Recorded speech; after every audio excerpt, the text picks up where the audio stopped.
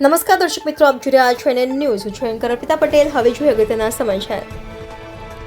જિલ્લા કલેક્ટર શ્રી દિગ્વિજયસિંહ જાડેજાના અધ્યક્ષસ્થાને રોડ સેફટી કાઉન્સિલર સહિત વિવિધ બેઠક યોજાઈ. કલેક્ટરશ્રીએ વિવિધ વિભાગની કામગીરીની સમીક્ષા કરી માર્ગદર્શન આપ્યું. જિલ્લા કલેક્ટર શ્રી દિગ્વિજયસિંહ જાડેજાના અધ્યક્ષસ્થાને જિલ્લા સેવા સદન ઇણાજ ખાતે રોડ સેફટી કાઉન્સિલર કાયદો અને વ્યવસ્થા કોસ્ટલ સિક્યોરિટી અંગે બેઠક યોજાઈ હતી. આ બેઠકમાં કલેક્ટરશ્રીએ ગીર સોમનાથ જિલ્લામાં માર્ગ અકસ્માતોનું પ્રમાણ ઘટે તે માટે લેવાના થતા પગલાઓ તેમજ બ્લેક સ્પોટ, રોડ પર લાઇટ વગેરે વિશે મહત્વના વિભાગો સાથે ચર્ચા કરી જરૂરી માર્ગદર્શન પૂરું પાડ્યું હતું. કલેક્ટરશ્રીએ રોડ સેફટી સંલગ્ન કામગીરી સમીક્ષા કરી હતી તેમજ માર્ગ અકસ્માતના સ્થળોની તપાસણી, બ્લેક સ્પોટ્સ અન્વયે અકસ્માત ઘટાડવા માટેના પગલાં સહિત માર્ગ સલામતી અંગે કામગીરીની સમીક્ષા કરી જરૂરી સૂચનો કર્યા હતા.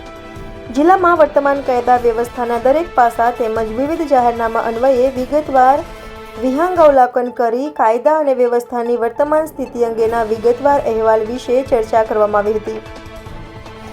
જિલ્લા પોલીસ વડા શ્રી મનોહરસિંહ જાડેજાએ જિલ્લામાં કાયદા વ્યવસ્થા સારી રીતે સચવાઈ રહે તે માટે અધિકારીઓને મહત્વના સૂચનો કર્યા હતા.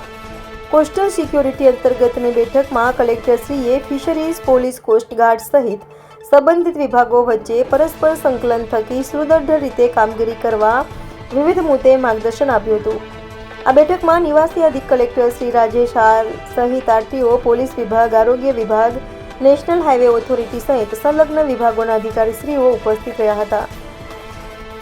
NN news Vadodara. દર્શક મિત્રો, એનએન ન્યૂઝને લાઇક, શેર, સબસ્ક્રાઇબ કરો, બેલ આઇકન પ્રેસ કરો જેથી આપને નોટિફિકેશન્સ મળતી રહે.